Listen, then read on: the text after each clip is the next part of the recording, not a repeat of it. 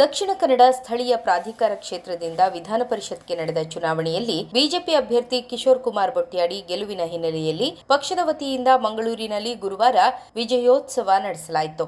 ವಿಧಾನ ಪರಿಷತ್ ಸದಸ್ಯರಾಗಿದ್ದ ಕೋಟಾ ಶ್ರೀನಿವಾಸ ಪೂಜಾರಿ ಉಡುಪಿ ಚಿಕ್ಕಮಗಳೂರು ಕ್ಷೇತ್ರದ ಸಂಸದರಾಗಿ ಆಯ್ಕೆಯಾದ ಹಿನ್ನೆಲೆಯಲ್ಲಿ ತೆರವಾದ ಸ್ಥಾನಕ್ಕೆ ಅಕ್ಟೋಬರ್ 21ರಂದು ನಡೆದಿದ್ದ ಉಪಚುನಾವಣೆಯಲ್ಲಿ ಬಿಜೆಪಿ ಗೆಲುವು ನಿಶ್ಚಿತವಾಗಿತ್ತು. ಕಾಂಗ್ರೆಸ್ಗಿಂತ ಬಿಜೆಪಿಗೆ ಹೆಚ್ಚು ಮತ ದೊರೆತಿತ್ತು.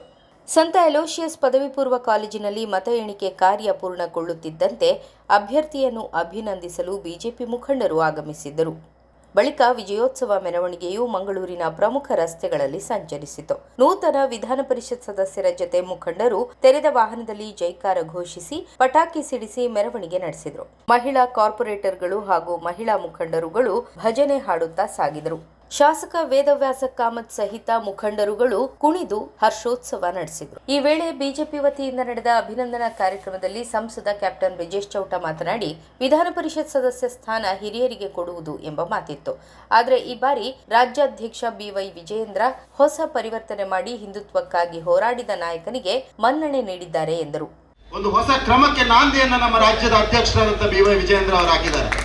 ಇಂಥ ಒಬ್ಬ ಯುವ ನಾಯಕನಿಗೆ ವಿಶೇಷವಾಗಿ ಪಂಚಾಯತ್ ರಾಜ್ ವ್ಯವಸ್ಥೆಯನ್ನು ಗಟ್ಟಿಗೊಳಿಸುವಲ್ಲಿ ಹಲವಾರು ವರ್ಷಗಳಿಂದ ಶ್ರಮವನ್ನು ಪಟ್ಟಂತಹ ಕೋಟಾ ಶ್ರೀನಿವಾಸ ಪೂಜಾರಿ ಅವರ ಆ ದೊಡ್ಡ ಸ್ಥಾನವನ್ನು ಅದಕ್ಕಿಂತ ಒಳ್ಳೆಯ ರೀತಿಯಲ್ಲಿ ಅತ್ಯಂತ ಯಶಸ್ವಿಯಾಗಿ ನಿರ್ವಹಿಸುವ ಬಲ್ಲಂತ ಸಾಮರ್ಥ್ಯವುಳ್ಳಂತಹ ಕಿಶೋರ್ ಕುಮಾರ್ ಅವರಿಗೆ ನಮ್ಮ ರಾಜ್ಯದ ಅಧ್ಯಕ್ಷರಿಗೆ ಅವಕಾಶವನ್ನು ಕೊಟ್ಟಿದ್ದಾರೆ. ಶಾಸಕ ವೇದವ್ಯಾಸ ಕಾಮತ್ ಮಾತನಾಡಿ, ನಾವೆಲ್ಲ ಶಾಸಕರು ವಿಧಾನ ಪರಿಷತ್ ಸದಸ್ಯ ಕಿಶೋರ್ ಕುಮಾರ್ ಅವರ ಬೆನ್ನ ಹಿಂದೆ ಇದ್ದೇವೆ ಎಂದರು. ಕಿಶೋರಣ್ಣ ಇರನೊಟ್ಟಿಗೆ ಎಂಕುಲುಲ್ಲ ವಿಧಾನ ಪರಿಷತ್ ಸರ್ವ ವಿಚಾರ ನಿರಂತರವಾದ ಬೇಲೆ ಕೂಡ ಇಂಚಿನ ಜಿಮ್ಮೆದಾರಡು ಈರಿನ ಒಟ್ಟಿಗೆ ಈರಿನ ಪಿರಿಟಿ ಎಂಕುಲುಲ್ಲ ಅಂದು ಯಾನ್ ಈ ಸಂದರ್ಭ ರೈಕಿಸುವಂತ ವಿಜೇತ ಅಭ್ಯರ್ಥಿ ಕಿಶೋರ್ ಕುಮಾರ್ ಮಾತನಾಡಿ ಕೃತಜ್ಞತೆಗಳನ್ನು ಸಲ್ಲಿಸಿದರು. ನನ್ನ ಗೆಲುವಲ್ಲ, ನಿಮ್ಮೆಲ್ಲರ ಗೆಲುವು, ಭಾರತೀಯ ಜನತಾ ಪಾರ್ಟಿಯ ಗೆಲುವು.